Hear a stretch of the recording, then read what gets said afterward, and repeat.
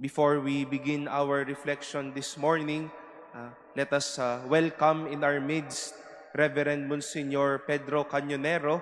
He is the rector of the St. John Paul II Seminary in Antipolo City, the seminary where I came from. And dapat po talaga ay kasama niya ang mga bata because today they will be having their day tour around Manila. At dahil sa traffic, hindi po sila nakaabot sa ating misa, and I think malapit-lapit na po sila. Advance party lang po si Monsi at nakasama po natin siya. And in a little while, they will be with us already, the seminarians of the seminary. Kaya we all welcome in our midst Monsignor Peter Cañonero. Welcome po, Monsi. Sa isang usapan po ng mga magkakaibigan, kapag po bumitaw ng mabibigat na salita o sabihin po natin mga salitang medyo may lakas ang isa sa mga nag-uusap, siguro po minsan nasabi po ninyo o natanong nyo po ang taong ito, napakalakas naman ng hugot mo. O kaya matatanong tayo, saan ka nang gagaling dyan? O ano yung pinanggagalingan mo? Bakit mo sinabi yan? When we do speak about something or someone, it is also good to know where we are coming from. Siyempre po, bilang mga pari, inaasahan po ninyo na anuman po ang ibahagi namin sa misa o kaya anuman po ang aming ibahagi sa inyo pag tayo ay nagkadaupang palad, maliban po ito ay galing sa aming mga talino, ang hugot po nito sana sa tinatawag nga natin ay, ang hugot nito ay galing sa aming pananalangin at inspirasyon mula sa Diyos. At sa anuman po ang gawin natin sa buhay, kahit kilalanin natin na galing ito sa mga galing natin, galing po ito sa ating kakayahan, lahat ng ito ay nag-uugat sa Diyos.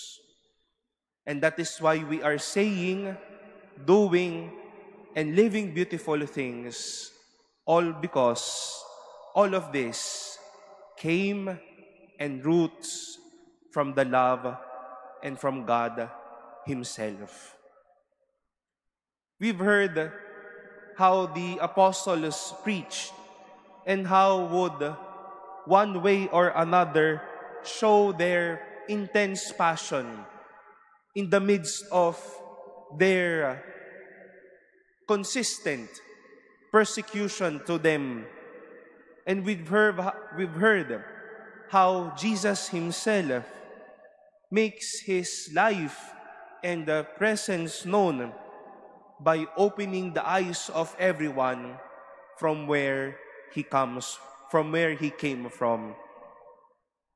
Ganun na lamang yung kanilang pananalita dahil alam nila kung saan ito nagmumula.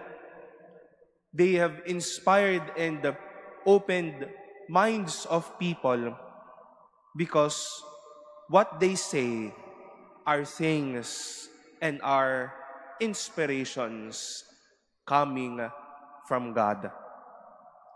And it is our prayer that what beautiful things or words that would come from us would come from the goodness of God. May masasabi po tayo sa bawat isa. Maihaharap din po natin ang Diyos sa kanila. Masasabi natin ito na ay nag-uugat sa magandang pinagmumulan. And the apostles spoke of the Lord well because they knew well where they are coming from. Sabi ko nga po, bibitaw tayo ng mga salita na sasabihin natin araw-araw, May mga actuations tayo na makikita ng bawat isa. We will all express things in one way or another. Maganda na sana nagmumula ito mula sa isang banal na pakikitungo sa Diyos. On how we deal, on how we live, hopefully these things would stem and root from God. And as we continue with life, my dear brothers and sisters, let us remind ourselves with this fact. We are all from the Lord. And from our being from the Lord, then we all inspire each other, share a good deed, uplift people, and bring people back to the Lord.